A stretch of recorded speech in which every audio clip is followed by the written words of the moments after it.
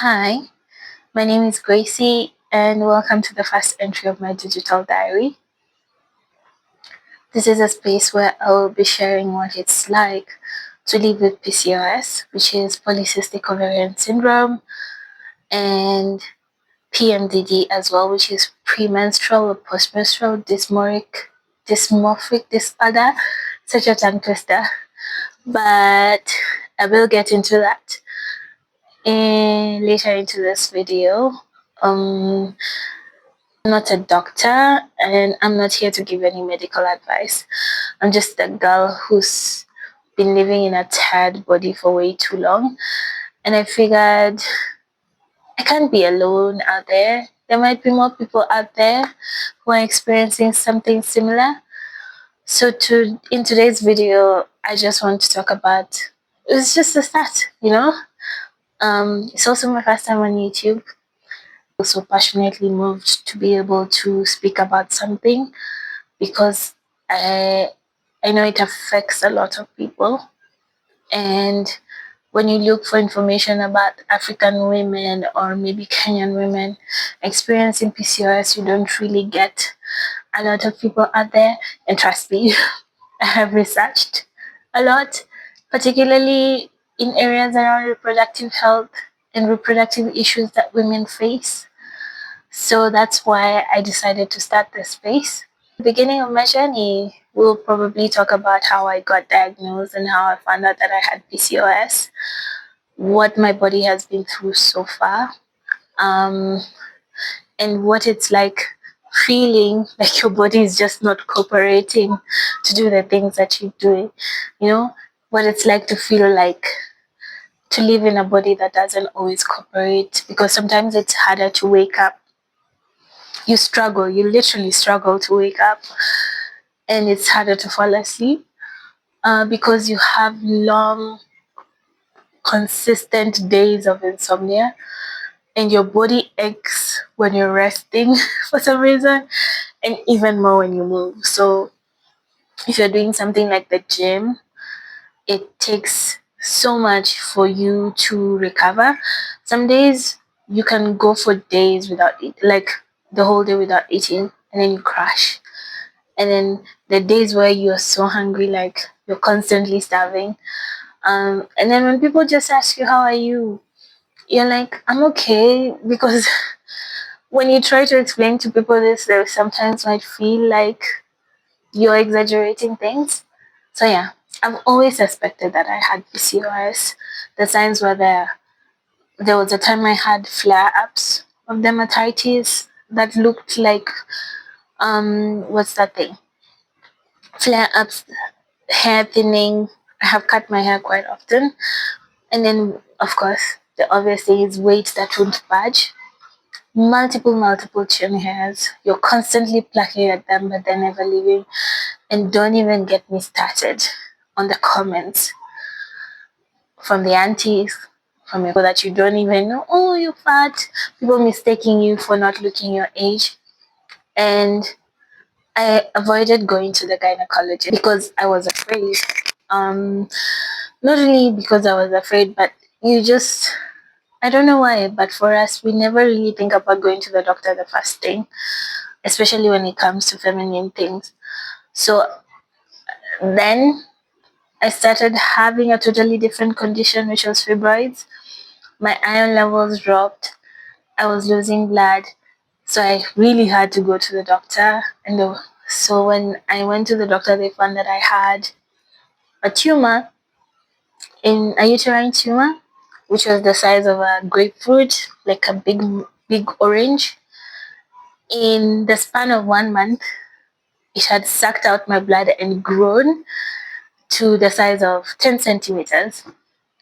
For context, I think 10 centimeters is like, you remember that ruler we used to have in high school? So it had grown to that length. So they had to cut me open. I had to undergo surgery, and during the surgery, just before I was going to the theater, the doctor told me, "Oh, I see you have some polycysts. So when I go into to the surgery, I will drill your ovaries as well to remove the polycysts." So that's how I got my surgery on a completely different thing. Um, and then the doctor was like, okay, you should be good now. Just focus on recovery. I drilled your ovaries and removed some of those polycysts, and I also removed the fibroid. Um, and he sent me a video of it. It's quite graphic, but it was humongous. I can't believe I had such a thing in my body. But that is where essentially I had to get serious about my journey. And so, as you know, they had to cut me open. They couldn't go in and do like the laser type of surgery. So I thought that was the end. I was like, woohoo, time to get back into life, time to get back into being healthy and appreciate life more. And finally, I'm going to be able to take care of myself much better, I think.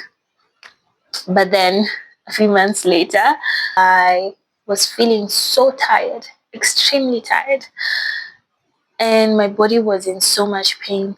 So when I went back to the doctor, he had me run some tests, and I got official confirmation that I had two types of PCOS. One is the adrenal PCOS, which affects your metabolism. That's why you get so tired. And then the other one was insulin resistance. In fact, my insulin resistance was so high. I'm starting this channel because I know I'm not the only one out there.